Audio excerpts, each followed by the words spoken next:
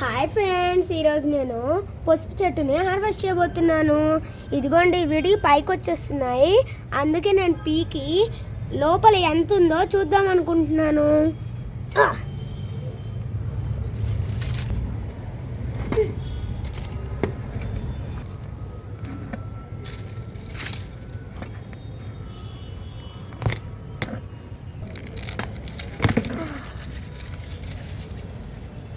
దీనికి కూడా ఉంది, మంచి వాసన కూడా వస్తుంది.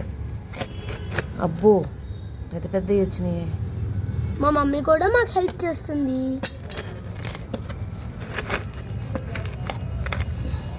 ఎక్స్పెక్ట్ చేయలే ఇంత వస్తుందని.